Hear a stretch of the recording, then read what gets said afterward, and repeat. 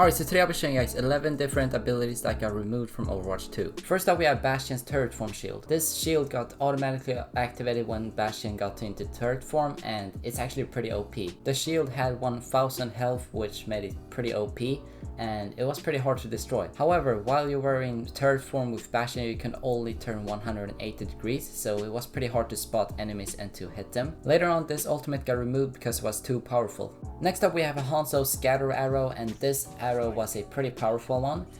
It's basically an arrow that got split into multiple arrows when it hits like a wall or something, and it's basically just a luck ability. This ability is kind of the storm arrow that we have right now in Overwatch 2, but it shoots out more than 5 arrows. This ability got removed around May 2018 and got replaced by the storm arrow that we have today. Up next we have an ability for McCree, or Cassidy that he is called now, which was the flashbang. And this flashbang actually just stunned the enemy for like 1 second, and yeah, you had time to just shoot them in the head or use the right click. So it was pretty powerful. It was basically just a one-shot ability. I think they changed this ability because it was like a little bit powerful. You could basically just stun someone and then just one-shot them. So I think that's pretty unfair, but it was pretty fun to play, to be honest. Next up we have Orisa's shield, and Orisa's shield you could actually just shoot out. It was pretty cool to play. It's basically just a Sigma shield, but you threw it out on the ground, so you couldn't place it on the wall or in the air. I think it was pretty cool because it made Orisa a little bit more viable with some shields and protection. And yeah, I think they changed this to the spear spin they have now. I don't know what it's called, but it's where she spins the spear or the javelin. But yeah, the shield is actually really cool. It's a pretty cool concept in my opinion, and I think I played when they had it. I'm not really sure, but yeah, I think I played that shield. It was actually a really cool thing to her kit because she could just throw it out on her teammates and her teammates would be protected. So I actually think this is much better than Ryan's shield in my opinion. But yeah. Up next we have another ability for Orisa, which is the halt ability. This is actually just an orb that you throw out, and yeah, you can actually activate it and you can decide when to activate it in the air. And yeah, you used it on the right click, I believe. I played this ability, and yeah, what it did, it dragged all of the enemies nearby it into the middle of the orb.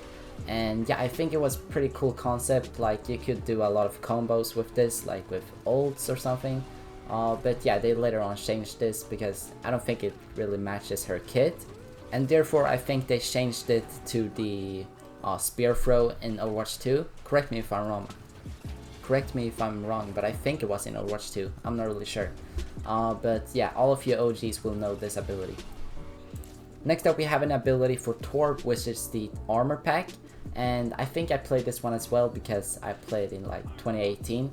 But yeah, this one was a pretty weird ability. You like threw out an armor pack on the ground and someone on your team could pick it up. This armor pack would give anyone that picks it up 75 armor, which is pretty good, and even Torb himself could pick it up after he has thrown it out.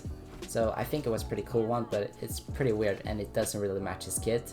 Like, he's not a support hero, so I think that's why they changed it to the overloading ability that we have now, where he like shoots faster and it reloads faster and all of that. So yeah, I think that one is a pretty good change. I don't really like the armor pack, to be honest. It felt a little bit weird to throw it out and stuff. Up next we have another ability for Torb, which is the level 3 turret. I know that Torb has a turret in the game right now, which is pretty annoying, but yeah, this ability was basically just a turret, but he could level it up to level 3 and it will deal like much more damage. But in order to level it up to level 3, you would have to just hammer it a lot of times and it would get like more HP and it would deal more damage. So I think this was a pretty fun ability, to be honest. But it could just get a little bit too annoying and just too messy. Like, it's basically just another teammate on your team if you have that one. Like Torb's turret right now in Overwatch 2 is pretty annoying, to be honest. Like, it's basically a 6v5 if you have it, if you don't focus it. And yeah, it deals a pretty significant amount of damage, and it does have an aimbot, so it's pretty unfair when it gets to level 3. Next up we have an ability for Doomfist, which was the uppercut. This is basically just a really good ability that you could use to make a combo with all of your abilities. So you had the forward punch that we have right now, and then you had the seismic slam that we have right now as well, and you also had this uppercut, so you could basically just punch them like with the forward punch and then do the uppercut and then the seismic slam. So yeah, I think that is pretty cool to do. I think I played that as well. And yeah, if you didn't know, Doomfist was an DPS back then, I believe, and he was not a tank like he is right now. So yeah, he did deal a lot more damage, which was pretty fun. So if you had like a mercy pocket that boosted you or something, he would be pretty OP if you had the skills. Later on they changed this ability to the block that we have right now, where you can charge your punch and stuff and it will deal more damage and stun your enemies for a much longer time. But I think this was a pretty bad change for them, because this uppercut was pretty fun to play. It was pretty matching to the kit, and you could do a little bit like fun plays with it. So I think this was a really fun ability, and yeah, I wish they kept it in the game.